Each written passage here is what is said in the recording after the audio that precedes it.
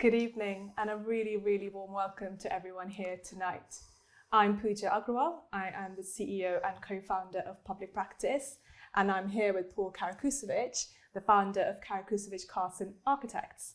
And we are really, really excited to be here today to launch Public Housing Works.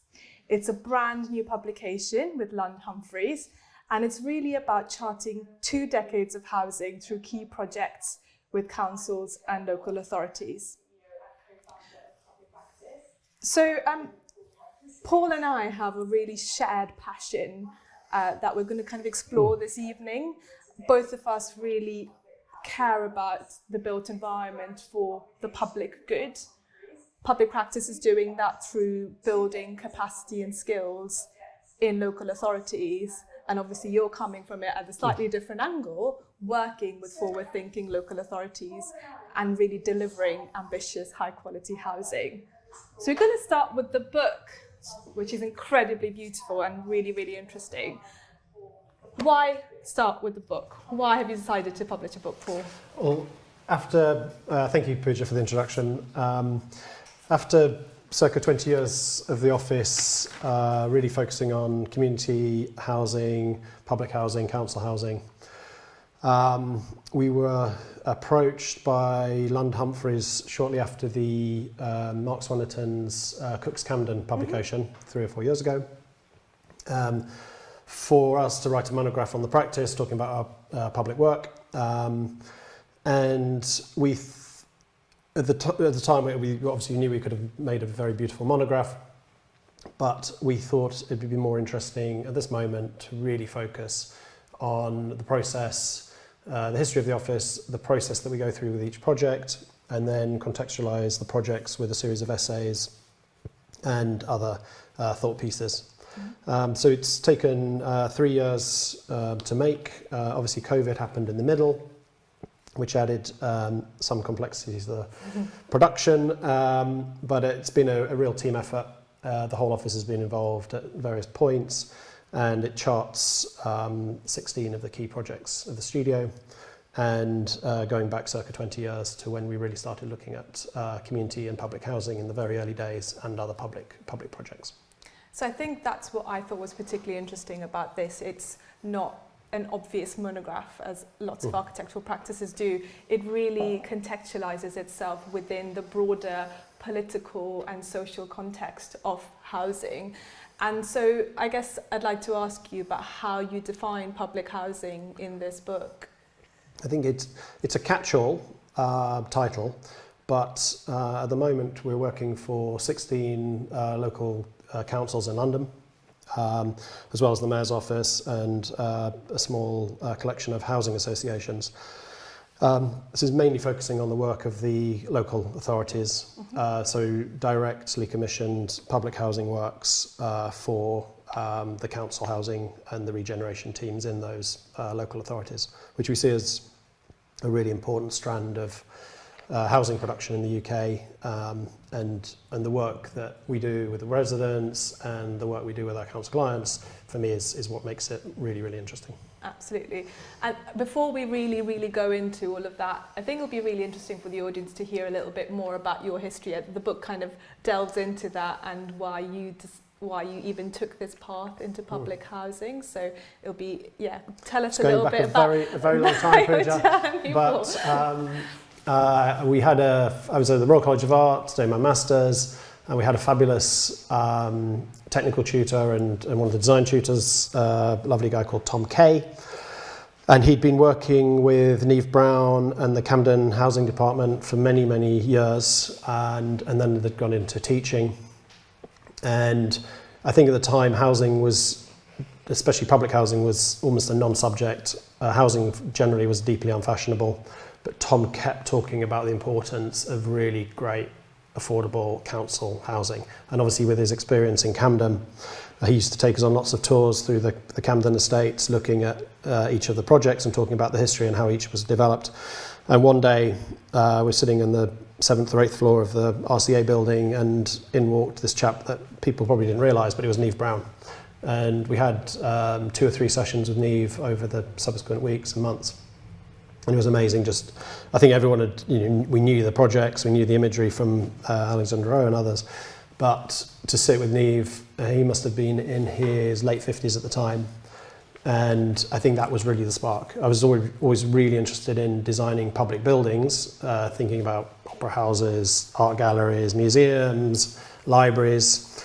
But I think the spark of the interest in affordable and public housing really came from those conversations with Tom and Niamh's sort of talks to literally 6 or 8 of us in the RCA at the time. I actually had the pleasure of judging the Niamh Brown Housing Awards this year with Mark and with David McHale, and it was so interesting having that kind of joy to go and visit these buildings and architects showing this to you and talking about it. But part of the joy was actually spending time with Mark and David, who were incredibly inspiring, and we were talking about how in architecture school housing was never seen as a typology that you study or do. It was very much the least interesting typology to explore.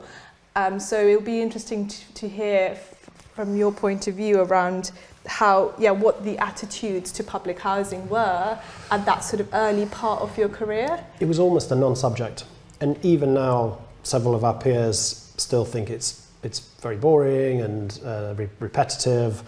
And it's almost the younger generation coming through who see social housing as a really key part of the city and probably one of the most interesting sectors to work in. Back then, I think obviously people had been a little bit scarred by the legacy of the public housing programme from the 60s and 70s, and by the late 70s obviously things were in the councils were starting to deteriorate because of the Thatcher cuts, and things started to obviously not go very well for those architectural departments. And it just seemed for the next 15 or 20 years people didn't talk about public work at all. And so setting up the office in the studio in the late 90s, we realised no one was talking about public housing especially, and our very first office used to overlook 2 of the big Hackney housing estates. And we realised everyone was talking about things like the Tate Modern and these funny little Swiss offices winning these competitions, and we realised no one was talking about these huge housing estates that needed improvements, intervention, and there was even then a housing crisis because of the sort of dot-com boom. So we knew affordable housing was going to be critical, and we started chatting to some of the local community housing associations, and even then as a sort of very young studio, knocking on the door of places like Hackney Council saying we've got ideas for underutilised land, we could do some affordable housing. And I must admit at the time they thought we were completely deranged, and they would never entertain doing any publicly commissioned housing. Obviously things started to change in the subsequent decade. So I imagine, you said local authorities thought you were mad, but I imagine your peers also thought you were completely mad to be working in public housing. A lot of people just, why don't you do some commercial buildings? Why don't you do fancy law offices? Why don't you do, bits of Selfridges? And that was the, posh, trendy bars in Shoreditch or record shop. And that was the staple types of projects for young studios. And it's fair to say good social housing is very, very simple. And if people just look at it quickly, they don't really see all of the detail and the complexity and the interest that can go into shaping those projects. And some people get it and others don't. But I think what's really exciting now is the whole plethora of young studios coming through, and so some even not so young, looking at the subject, which is, it used to feel a little bit lonely 10, 15 years ago, and now there's lots of incredible studios setting up and potential collaborators as well that we can work with in the future. So on that note, I guess, is that the narrative of how your first project started with is it Claredale in Tower Hamlets? We were extremely lucky, and I don't know if Peter Exton is watching, but we walked in, I think they were a little bit frustrated with some of their earlier projects. There was a newly formed community housing association on the sort of linked to Tower Hamlets Council, and I think they were a little bit frustrated that there was a lack of ambition coming forward in their very small then development project, new build projects. And I think we'd just come off a run of 3 or 4 big open international competitions, and somebody who'd been advising on those knew the Housing Association, and they were feeling terribly sorry for us because we hadn't won a huge international gallery competition or a library at that point. And they, maybe you should do a little bit of, they just said, are you interested in doing some little community housing projects? We said, absolutely, we've been entering European housing competitions, we obviously would be really interested in. And we walked into a small interview, a very informal interview, for 4 or 5 houses, infill houses around the estate. And we seemed to get on very well with the client group. They liked the work, they liked the ambition, and from that came projects like Claredale Street and other infill projects dotted around our hamlets. So that was probably, 15, 16 years ago. And gradually those projects went through planning and eventually got built. So from Claredale, which was about, I think, 77 dwellings, to now Colville, which is about hundreds, 900. I think it's about 1,000 units. Yeah. So there's obviously been an incredible shift in terms of scale, and that's another really interesting thing about this book, that it looks at housing in terms of different scales. So how would you reflect on this sort of shift of scale? We've touched on a little bit on the shift of attitude, but what else do you think you've seen shift in these 20 years in terms of perhaps your process of design? I think even in the very, very early projects, one of the key things was always talking to the residents on day one. From the projects in and around in the Mansfield estate, just to the east of where we are now, through to the Colville and the other Hackney estate projects that we subsequently worked on. Residents were absolutely front and central of the process, which is not something that happened in the 60s. I think there was definitely less engagement, and it was historically a much more top-down process. A lot of our projects are essentially ground up or resident-led, with the council as a facilitator and obviously main client group, but the residents are absolutely key to the process. And the scale for us is less important. For us, it's all about client ambition and in a way what the residents on the estate are motivated by, what their aspirations and ambitions are for the individual projects. In the early days, there was almost no funding. There was a little bit of cross-subsidy for the community housing projects, and in the early years of the council projects, there was some very early funding, I think, from Gordon Brown. In the end of the sort of Blair sort of government, there was some sort of a few million here and there to just kickstart some council projects.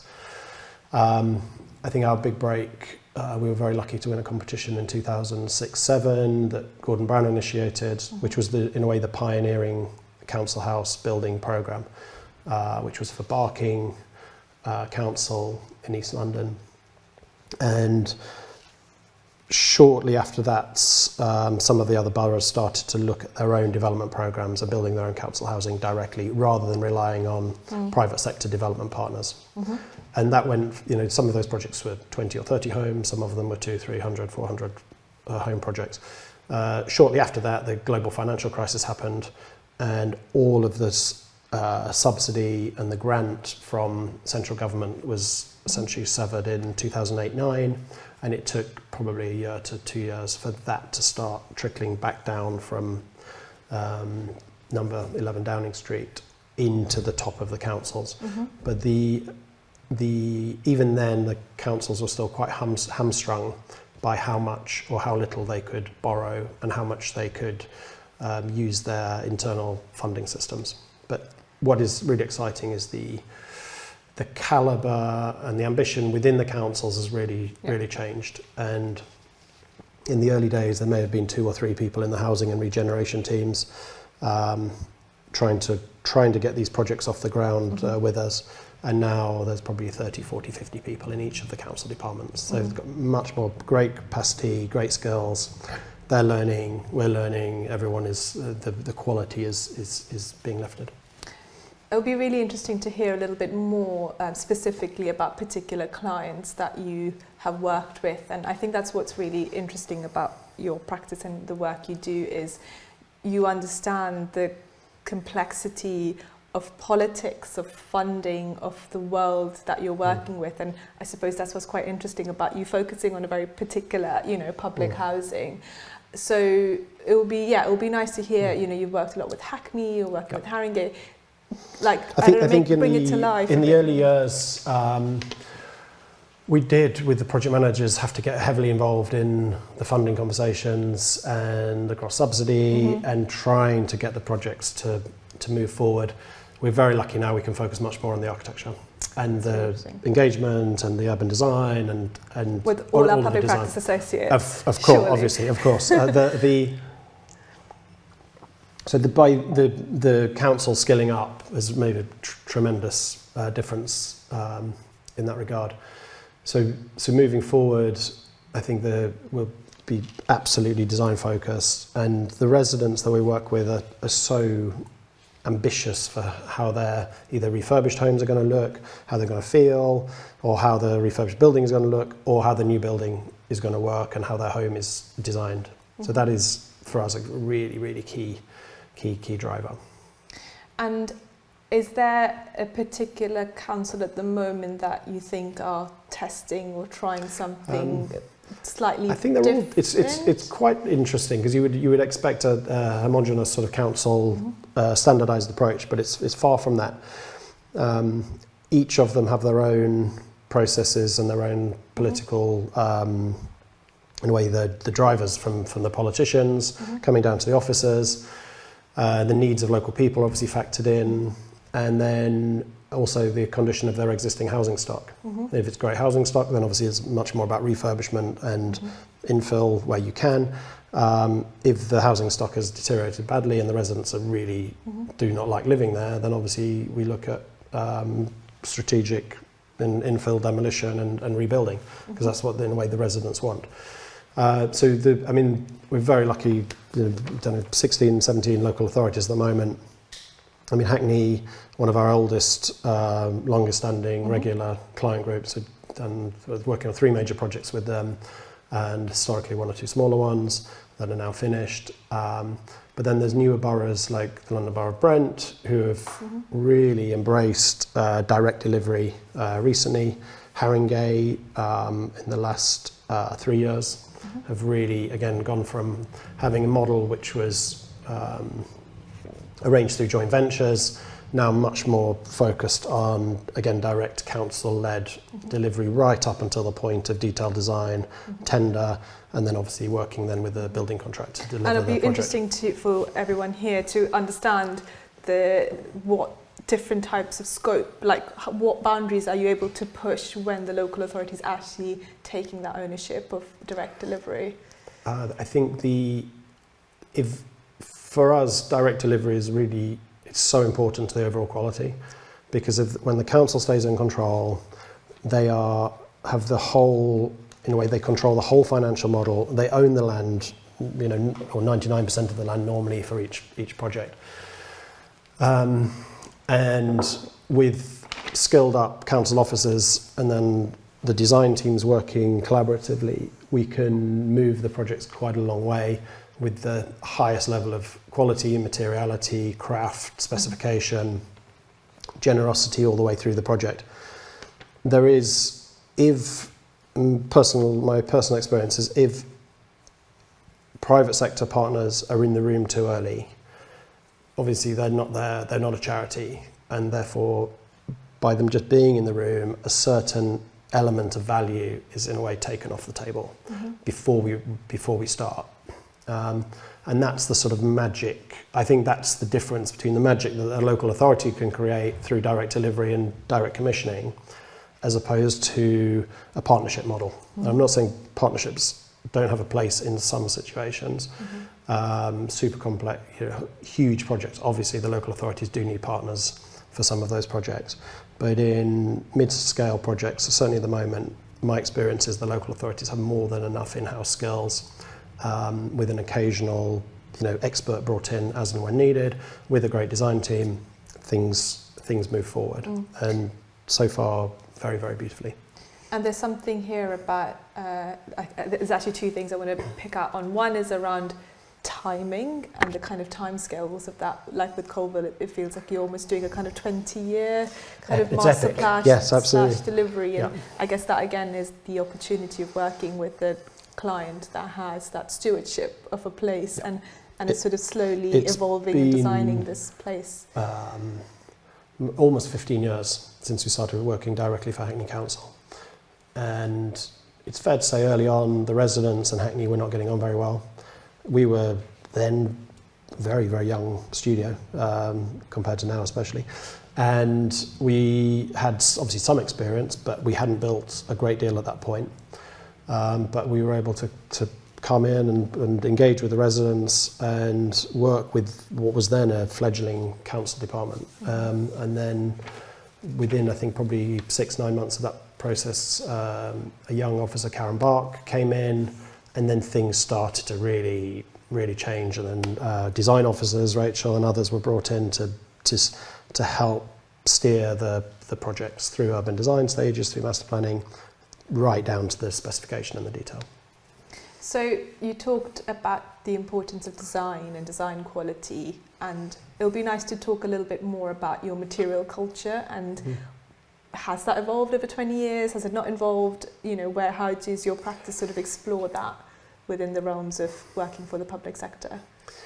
I think very early on, you know, in a way, brick was also, again, deeply unfashionable 18 to 20 years ago.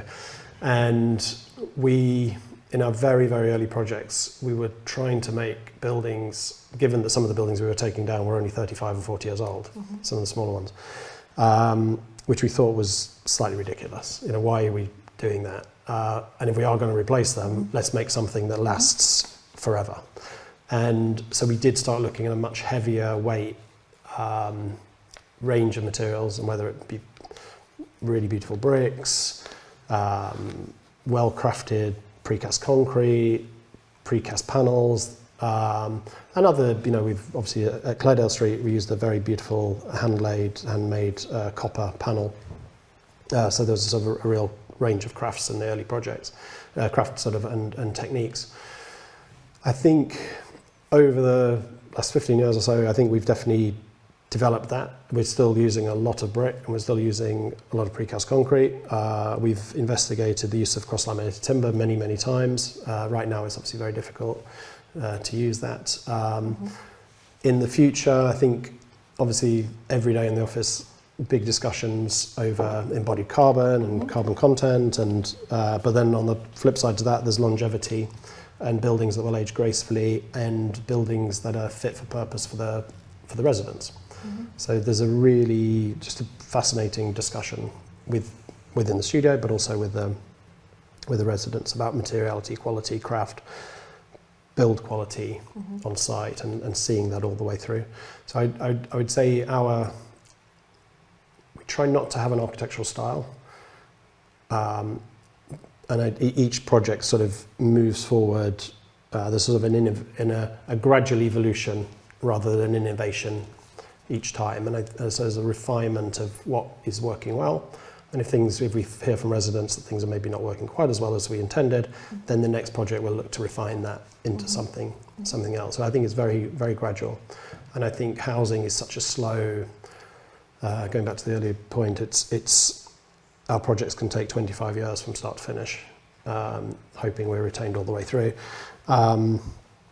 And so you see things that we were designing 10 to 15 years ago, and you occasionally walk around and go, oh, okay, we won't do that again, which is really it's fascinating for us, and that can all feed into the next phase or the next set of details or the next specification. And we're recently been doing a lot of post-occupation evaluation with the residents and the clients and the maintenance people, just to see how things are wearing and whether we got it right. I think it's so important and so interesting, and often architects just do not get involved with the post-occupancy evaluation, and from the local authority side, they don't have money to be able to do that 10 years on or 20 years on, because it's really deeply apolitical. Like, why would you say that a building is not working well, for example? So really, really interesting to see how you're feeding back and learning. I think there has to be an honesty, and I think the some of the mistakes of the past from the councils were they weren't honest. And then they also, for many multitude of reasons, the buildings were not as maintained as well as they should have been. There was obviously some construction mistakes as well, but they weren't maintained. And I think now, one of the biggest things we can impart with our client groups is, we can design it, we can specify it, we can watch it being built and monitor it, but after that's finished, the client groups have to be responsible for the maintenance and management and just making sure if things break, they get fixed quickly. No, completely. And on that note, actually, I think working in social housing is deeply political, and one of the key things I suppose you have to navigate is around demolition and refurbishment, and how do you work through that as a kind of architect working for a client who might already have quite sort of strong views about what might happen, but also linking this back to the kind of sustainability. We're in the week of COP, like we can't not think about that. So how do you navigate that? I think every project we approach on an absolutely individual basis, depending on the quality of the existing building. Is it structurally stable? One. Do the residents enjoy living there? Two. The cost of bringing that building up to modern day living standards. The amount of, for example, concrete frame and foundation that is in the existing building. The type of space it takes up within the site. Is it placed politely by the street, or does it just straddle across the whole, acres of land? And then we look at can that building be refurbished beautifully and give it another 150, 200 year lease of life? If that's too expensive to do that and the gains are too short, and the benefits are too short and don't really provide value for money, then obviously we would look at creating replacement housing somewhere else. Those residents move into the new building, and then that site is reconfigured in the best way to, the best housing, the best piece of city. And my experience at the moment is most residents want either deep refurbishment, everything to be incredible and completely deep retrofit, or they want a brand new home. And it's very, when you're watching a new building on the other side of the street being built, and it's all built to essentially passive standards, incredible detail, beautiful quality of living spaces, triple glazing. It's very hard if you're living in a really old building next door that's maybe not been loved as much as it should have been, and then you're told it's going to be 8 years before you can refurbish your building. That is a very hard conversation. Political conversation. And I think some councils have a brilliant track record of dealing with that in a very sensitive way. Obviously, there are some high-profile examples where that's maybe not being dealt with quite as well as it could have been historically. But I think the mayor's balloting process has been really important in that regard. I'm definitely for ballots and residents in a way working with the council to decide their own future of what their homes will be, whether it be new build or refurbishment. I think there is a dilemma at the moment with cross-laminated timber. We'd love to use it. Politically, it's very, very hard. Yeah. Hopefully that will change. We love CLT for low, medium, mid-rise. It's absolutely suitable, and we've used it several times. But politically, it's very difficult. The local politicians do not really want that at the moment. Hopefully that will change. And with this week in Glasgow, there's a lot of potential for that message to start coming through. Obviously Paris, I think they're mandating 50% of their buildings, all buildings, I think also public buildings are made from timber and are super sustainable. And so I think we're in London, almost all of our new projects are essentially passive house, and very low energy requirements for the individual apartments, the individual homes. But there's obviously a legacy of embodied carbon in the frame, concrete, and the brickwork. Yep. And that's a real dilemma. And so hopefully there'll be material research into concrete and brick in the future as to how that can be created in a more sustainable way. Against that, we weigh this sort of idea of a 200 to 300 year lifespan for all of our new projects. So hopefully we can offset some of the short-term carbon with the very long tail of the building in a usable life. That's really, really interesting. I'm going to take some questions from the audience now. There's quite a few coming in. And then come back to, I've got a few more. I could talk for hours.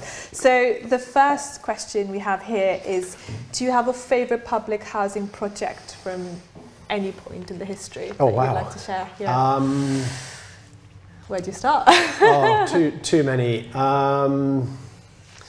I think the work of Benson Forsyth was incredible in Camden. There's so many beautiful examples in Vienna from the last 110 years of the Viennese sort of housing program. You're going to have to try and pick one and talk through it a little bit more about why is it has inspired your work in a particular way? Or?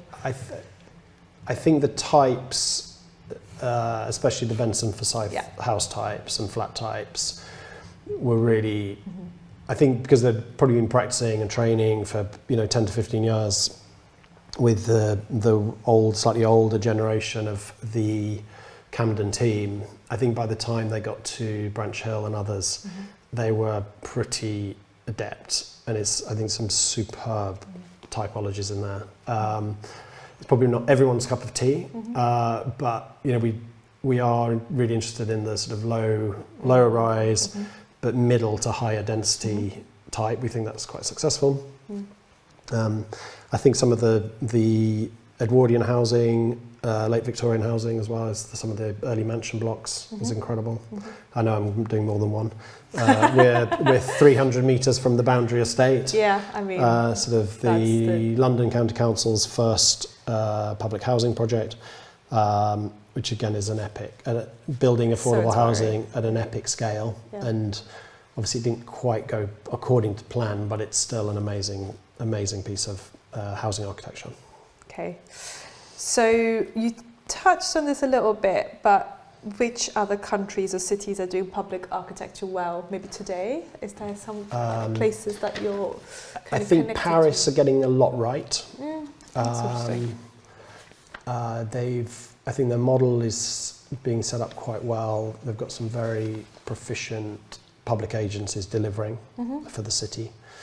Vienna, I think are getting a lot right. And not some of the architecture is maybe not always quite my cup of tea, but there are some beautiful either community-led co-housing projects there that the city are facilitating through quite creative procurement processes and selection processes for either co-housing groups, smaller community or socially minded developers. And then I think one of the key things is just the affordability levels, because they've been doing this for over 100 years. 60% of every sort of project is truly affordable, and I think that's a really, really important. Really interesting. I'm going to take one more question, which I quite like this one. So if you were the client, so you're sitting on the public practice, the local authority side, with the brief for a large social housing project, what's the most important thing you would tell your architects? To challenge and be really, really, really ambitious with the design and the quality of the overall design, the detail design, the specification, and then the quality of the building on site as well. Interesting. So I'm going to pick up maybe now sort of looking a bit more to the future. So we've been talking a lot about public housing. This is what the book is about. But you sort of at some point talked about designing a piece of the city. So is it almost where is the future of housing almost not housing? Is it more about a sort of sense of mixed uses? Is that what you're sort of seeing perhaps with the Selby project, that you're starting to see a kind of mix of uses? Yeah, I mean, in the early years, the need for just rebuilding or refurbishing bits of the housing estates that had obviously failed or were in desperate need of repair was the only thing the council were thinking about, and the complexity of in a way, the lack of finance the councils had at the time. There was immense pressure just to build housing. And one of the early observations, I would say, is we were building really good housing, but the ground floors were maybe not as mixed as they could have been. And we did discuss this a lot with the clients at the time, thinking maybe more community space, more retail, local retail, workspace, and the clients would just every time just take them off the drawings, take them out of the financial model, because they were just a drag on delivering the core objective of affordable housing. 10 to 15 years on, I think people are realising that parts of the city that are mixed are really, really successful, where there's local employment, local shops, housing can easily coexist with that. And I think also by day and evening and night, having an active ground floor is also really successful, especially when the buildings are a little bit bigger. Obviously, if you're making the streets and muses of townhouses, then it's quite nice to have a singular use, maybe with something on the corner. But where you're making bigger blocks, we are now trying all the new projects coming through, we're trying to have a real mix of uses on the ground floor. A bit of residential, some community, some civic. The Selby project, which is a remarkable scheme in Haringey for Haringey Council, and the Selby Trust, which is a remarkable charity. We're working on an idea of a whole new neighbourhood, whole new district called the Selby Urban Village, which is a series of public spaces and affordable housing, and the Selby Centre will be the focus of that neighbourhood, which is a mixed-use building for charity, workspace, civic, cultural use, all embedded in this new village. There's also going to be a new sports building, sports hall, and then this incredible new landscape with sport, amenity, fitness, nature, ecology, and a beautiful new landscape running through. So it's still just before planning, sort of quite a detailed, lots of optioneering, working with the community groups, working with all the stakeholders at the Selby Trust to try and get all of their needs incorporated into this remarkable new building and in the heart of this new district. That sounds really incredibly ambitious. And what's the kind of timescales for this? What's that looking like? We're hoping planning early next year, detailed design. I would hope in a year from now we'll be nearing contract and moving on to delivery. Yeah, and like we kind of touched on this earlier, it's like the timescales of these projects are quite long term, but that's also the beauty of it. And on that note, actually, one of the questions asked earlier was, what advice would you give younger practices embarking on public sector work? Wow.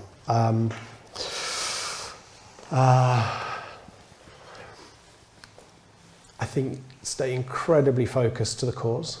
I think we are, 95% of our work for probably the last 8 to 10 years has been public sector work. So 1 or 2 housing associations, and then all council projects. We've often had one private client in the office at any one time, and they've always been quite carefully selected, and which we've quite enjoyed from just a balance. So sort of maybe 10 to 15 public projects and then one private. Now it's sort of one compared to about 25 public works. So I think we've been able to do the work we've been making for the last decade or so, just because we're absolutely singly focused on that sector, and by constant practice, constant competitions, really pushing the design on each project and really understanding the subject. It's humbling and a great honour for the studio to be selected for the projects we're working on, but it's not been easy, and it's a I would say a minimum 5 to 10 year journey for a young studio to set up, start embracing a subject. Obviously, it doesn't have to be social housing. It'd be lots of other civically minded, community minded types of projects. But there are a lot out there, and I think compared to 10 years ago, even you see these great briefs popping out now that younger studios are going for, and I'm really excited by that. I think collaboration is key. I think in the early days there weren't really opportunities to collaborate. But I think 2 or 3 smaller offices collaborating together can win bigger projects. So I think that's really fundamental. And then sometimes collaborating with larger studios. I think we've got probably at least 20 collaborators, quite small studios working with us across a whole plethora of different scales and projects at the moment. Mainly young architects and young urban designers, and some people who are landscape architects as well. So that's, for us, again, really, I love that aspect of the job, that we can work with the next generation coming through. And then just the final thing, this is obviously looking at the last 20 years of public housing and working with the public sector. So what do the next 20 years look like? Oh, wow. I wasn't expecting that question. I think, some of the bigger projects are still on the drawing board. So there's a whole range of things. The multiple buildings still need to go to detailed design and contract and move through the site stages. So that can be 5, 6, 7 year process. I think projects like King's Crescent will probably be hopefully finished in 3 or 4 years' time. That will be one of the first big projects that we can see the whole scheme come together, both the refurbishment, obviously with Henley, Halborough and Royston, and then the collective new build projects and the incredible public realm by Muff. So I think that will be a really important moment. We're very lucky. We've just been appointed to an incredible project in Toronto for a big, quite a challenging. Yeah. It was actually Canada's first housing estate, Regent Park in Toronto. So we're looking at the last 2 phases of that project. But it is again at a different scale in a North American, really interesting, Canadian context, and it's got some pretty serious challenges. But again, a remarkable city, the Toronto Community Housing, sort of an arm of the City Hall, who are the client group there, and we've won a lovely project in France as well.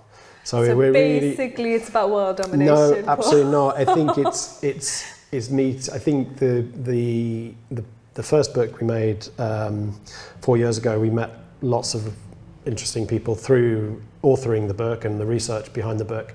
That's led to some of the collaboration with the French project that competition win was in collaboration with Venier Conejo in Paris, and in the project in Toronto is also in collaboration with a local studio who we met through the research and talks after the book. So I think for me it's all about collaboration, design, great clients, client ambition.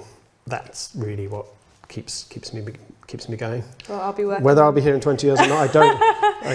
Only health will stop me. But, well, public practice will be working on the great client side and ambition side. So great. I know you've got some thank yous. Oh yes, which I mustn't forget.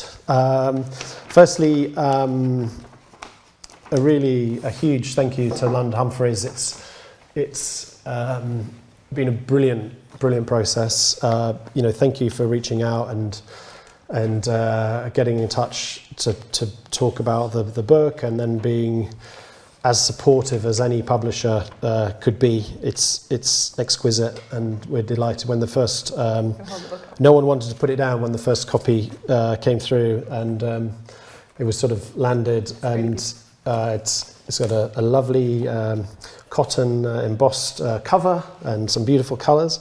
I mustn't forget Violetta Boxhill, who Violetta and I used to hang out together at the Royal College of Art. Violetta won't thank me for saying how long ago, but a very long time ago.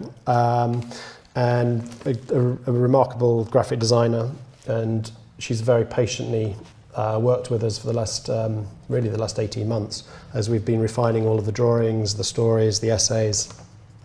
And then she had the unenviable task of trying to format everything in a legible format, but it's come out remarkably well. Huge thank you to Mike and Abigail for sort of co-authoring and doing so many hard yards, as well as multiple day jobs. So thank you very much. And then a sort of a dedicated book team of Drew, who's redrawn pretty much every single plan in the office over the last year. Wow. To in a publishable grade drawing. So thanks, Drew. And so Hannah, and then all of the team members from the studio who've helped with essays, research, and all of the beautiful work in there. And KCA, Karakusevic Carson collaborators, historical and present. I wouldn't be here now without you, and a huge thank you to all of you.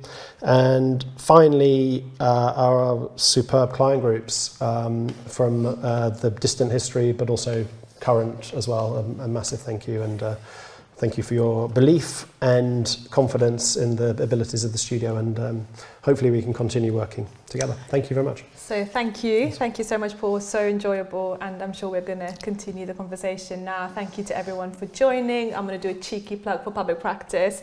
We've been talking about public sector capacity and skills. So local authorities who are here today, please apply for bringing talent to and more capacity to your teams, and of course associates with urban design backgrounds or engineering backgrounds, infrastructure backgrounds, please apply for our next round of recruitment. The book. It's out now. It's really amazing. It's really interesting. Like we said earlier, it brings a kind of a really big political context of housing along with your work, and it's really, really inspiring for clients, architects, budding architects. So please, please, please get your hands on this. You can get it on the Lund Humphreys website. You can get it on the KCA website, on Instagram, and in bookshops.